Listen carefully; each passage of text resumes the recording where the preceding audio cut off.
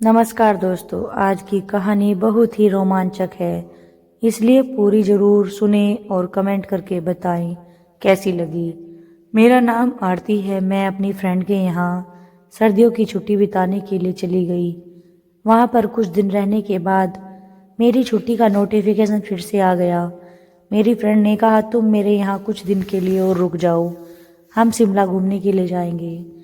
मैं वहीं पर रुक गई और अगले दिन मैं सुबह उठी और नहाने के लिए बाथरूम जाने लगी तो मेरी सहेली के भाई ने मेरा रास्ता रोक लिया और बोला, मैं तुम्हें ऐसे नहीं जाने दूंगा।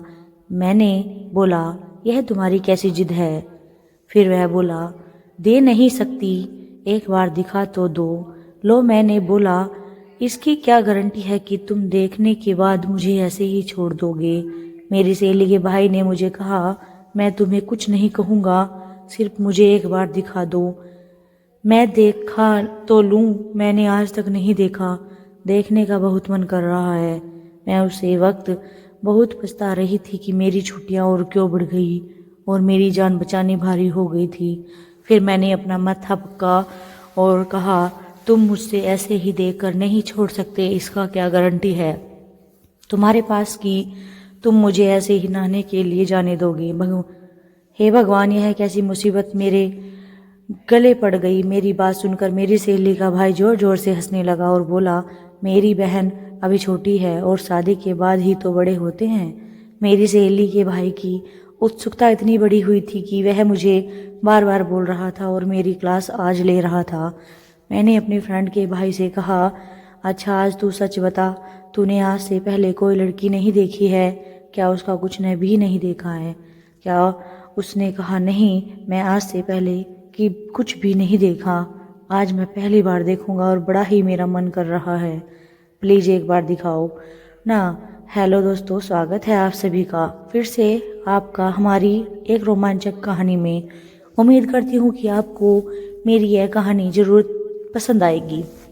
मेरी ज़िंदगी इतनी नाटक बन गई थी कि मुझे अपनी फ्रेंड के घर पर जाना पड़ा, क्योंकि मेरे बूढ़े माता पिता और एक भांग धतूरे खाने वाला नालायक भाई था जो कुछ भी नहीं करता था। मेरी ज़िंदगी इतनी परेशान हो गई थी कि मुझे समझ नहीं आ रहा था क्या करूं। एक दिन मैं खिड़की की में खड़ी होकर बाहर देख रही थी। बाहर सुनसान रास्ते पर सुबह कोई भी नहीं था, क्योंकि इस वक्त सर्दियों की छुट्टियां पड़ रही थी। घर का राशन पानी जुम्मा सभी मेरे ऊपर था। मैं सोच रही थी कि क्या करूं और कैसे, कहाँ जाऊं। फिर एक दिन मैंने सोचा, मैं किसी मॉल में काम लेती हूँ। मैं मॉल में गई और वहाँ जाकर मैंने अपनी नौकरी के लिए बात की। लेकिन आजकल का ज़माना ऐसा ही है, लड़के को गंदी नज़र से देखते हैं। वहाँ का मैनेजर मुझे देखता रहा और मैंने उसे देखकर काम पी रही। मैनेजर बोला, ओ तुम तो बड़े कमाल की हो। मैंने कहा, सर मुझे नौकरी चाहिए, बूढ़े माँ बाप है और मेरी नौकरी करना चाहती हूँ, क्योंकि मेरे सर पर भाई का साया तो है, लेकिन वह नशा करता है, कुछ भी नहीं कमाता, इसलिए मुझे ही घर का सब जुम्मा निभाना पड़ता है। मैनेजर बोला, ठीक है, तुम्हें नौकरी मिल जाएगी, मैं बहुत खुश हूँ। मैनेजर मुझे देखता रहा।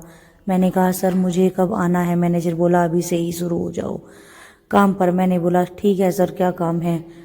उसने बोला, तुम्हें हमेशा मेरे पास पास ही रहना है और मेरी सेवा करना है। मैंने कहा, यह क्या है कह रहे हो? मैंने कहा, हाँ, मैंने तुम्हें इसलिए ही रखा क्योंकि हमारे यहाँ वर्करों की कमी तो नहीं है, लेकिन अब सब ओल्ड हैं। तुम ही एक यंग और सुंदर लड़की हो, इसलिए तुम मेरे पास रहना। मैं तुम्हें सब कुछ दूंगा जो तुम्हें चाहिए। उसे दिन तो मैनेजर के ही साथ काम कर रही, लेकिन पूरा काम होने के बाद घर पर वापस आई और आकर रात को सोचने लगी कि कहानी मैनेजर मेरा गलत फ़ायदा ना उठा ले।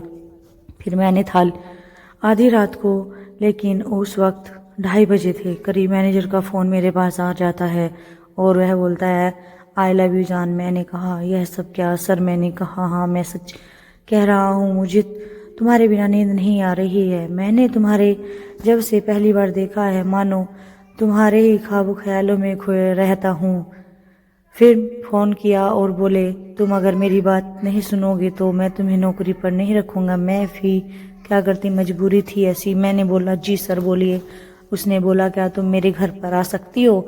मैंने बोला, नहीं सर, इतनी रात को नहीं, कल सुबह मिलते हैं। मैं सुबह उठी और तैयार होकर काम पर चल दी। जैसे ही रास्ते में जा रही थी तो मैनेजर ने रोक लिया और बोले, तुम मेरी गाड़ी में बैठ जाओ। मैं डरती हुई गाड़ी में बैठ गई और गाड़ी में बैठते ही मैनेजर ने मेरा हाथ कस के पकड़ लिया और बोला, यह हाथ पकड़ने के लिए मैं कब से तरस रहा था। मुझे रात में नींद भी नहीं आई। एक दिन में ही तुमने जाने क्या जादू कर सद दिया है मेरे ऊपर।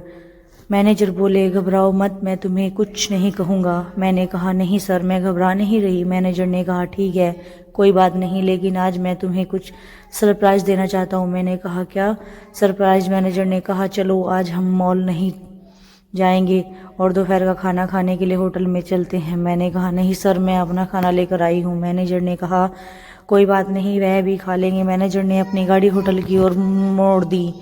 होटल में जाकर एक कमरा बुक किया और मैंने बोला, कमरा क्यों बुक कर रहे हो सर? मैनेजर ने बोला, हम आराम से बैठकर अपने कमरे में कुछ बातें करेंगे। मैनेजर मुझे कमरे में ले गया और वहाँ ले जाकर मैनेजर ने गेट लॉक कर दिया और बोला, अब तुम सिर्फ मेरी हो। मैंने कहा, यह सर क्या कह रहे हो आप?